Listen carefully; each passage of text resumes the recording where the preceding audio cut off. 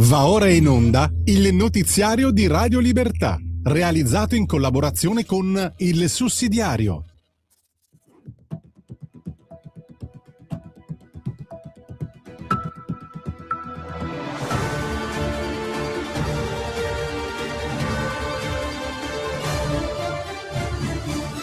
Benvenuti al TG di Radio Libertà di oggi, venerdì 20 marzo 2026, in collaborazione con il sussidiario.tv. Buongiorno a tutti voi. Si apre oggi con una notizia che segna la fine di un'epoca. È morto Umberto Bossi, il senatur, fondatore della Lega e protagonista della storia politica italiana degli ultimi decenni. Matteo Salvini ne raccoglie l'eredità e rilancia il cammino del Carroccio.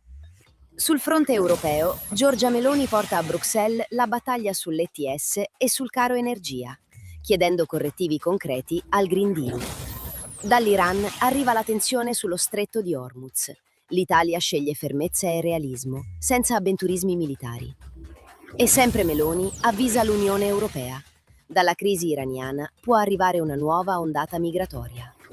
Infine, ultime ore di campagna per il referendum sulla giustizia. Domenica e lunedì si vota su separazione delle carriere, riordino del CSM e responsabilità disciplinare. Questi i temi della giornata. Vediamoli insieme. Addio al senatur. È morto Bossi, il fondatore della Lega.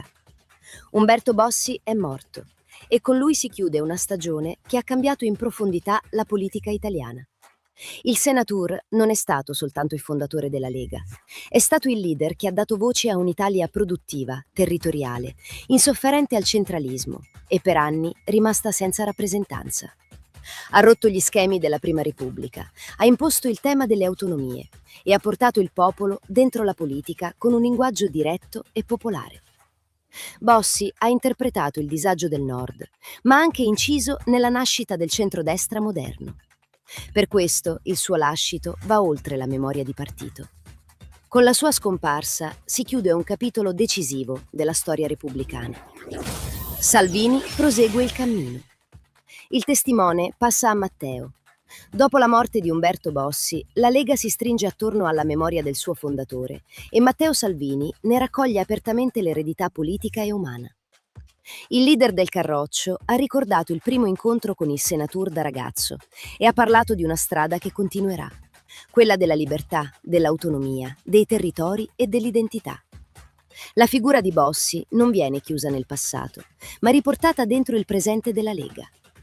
Attorno a Salvini si è raccolto tutto il partito, da Fontana a Calderoli, da Zaia ai militanti, nel segno di una continuità rivendicata senza ambiguità.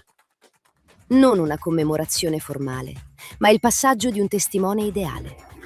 ETS, Meloni sfida l'Europa. Energia e bollette, Roma chiede correttivi.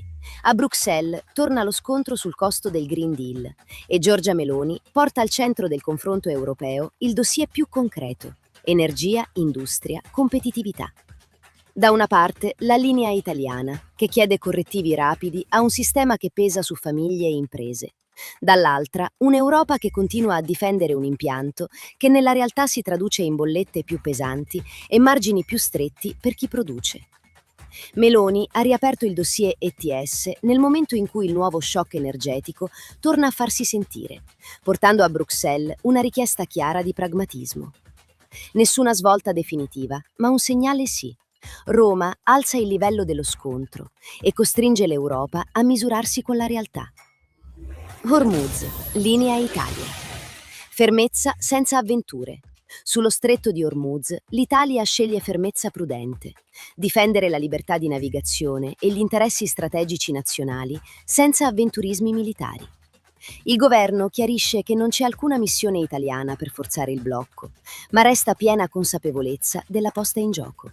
Energia, commerci, stabilità del Mediterraneo e sicurezza internazionale.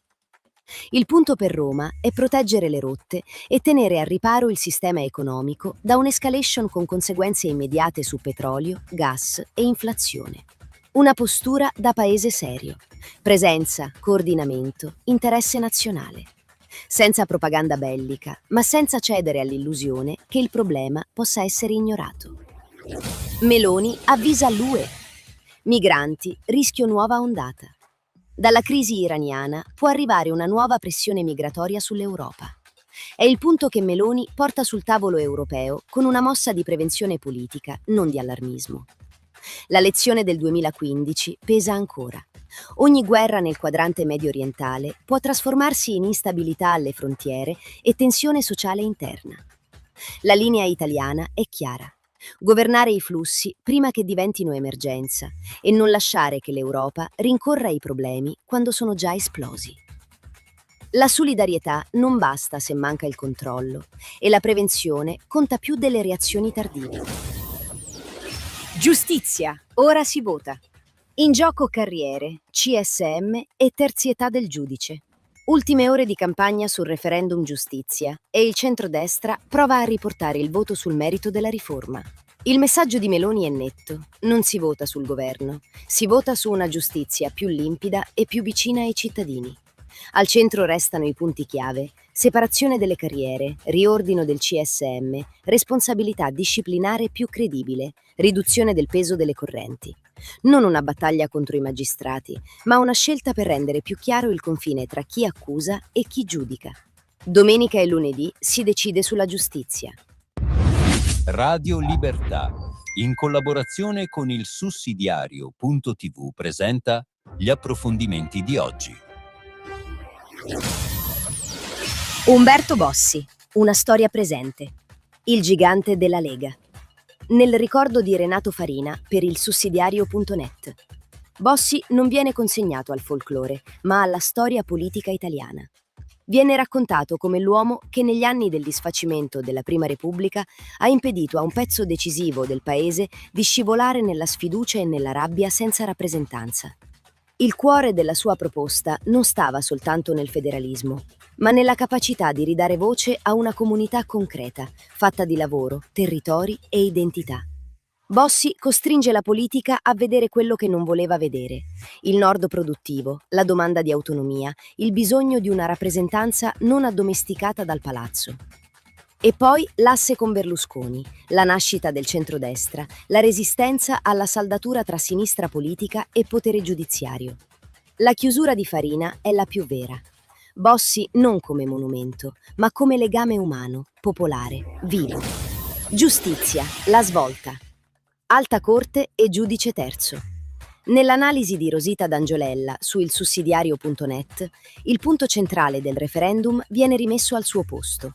L'Alta Corte disciplinare non nasce per colpire la magistratura, ma per rafforzarne le garanzie e ristabilire la terzietà del giudice. Chi governa le carriere dei magistrati non può essere anche l'organo che giudica i loro illeciti disciplinari. La separazione delle carriere e il doppio CSM servono a rendere il giudice effettivamente terzo rispetto all'accusa e alla difesa. Il sorteggio spezza i vincoli di appartenenza e ferma la degenerazione delle correnti. Una giustizia più ordinata, più imparziale, meno esposta ai blocchi di potere. Non contro qualcuno, ma finalmente a favore della fiducia. USA, la sinistra frena. Illinois boccia agli estremi, dall'Illinois arriva un segnale che va oltre i confini di uno Stato americano. Le primarie democratiche segnano una battuta d'arresto per l'ala radicale sostenuta dalla Squad. Candidati progressisti appoggiati da Sanders e Warren sono stati sconfitti da profili più moderati. Quando il voto reale sostituisce il rumore delle bolle ideologiche, l'estremismo non sempre sfonda. Fox cita Liam Kerr. La macchina del rumore della sinistra radicale raramente si traduce in voti. E Jim Kessler parla di doccia fredda per la frangia progressista. Il punto che parla anche all'Europa è questo: quando la sinistra si sposta troppo sull'identità ideologica e troppo poco sulla vita concreta, cresce la domanda di realismo e credibilità. Non un dettaglio, una tendenza. E con questo è tutto. L'appuntamento con il TG di Radio Libertà in collaborazione con il sussidiario.tv tornerà dopo il weekend. A lunedì e buona giornata a tutti. Avete ascoltato il notiziario di Radio Libertà, realizzato in collaborazione con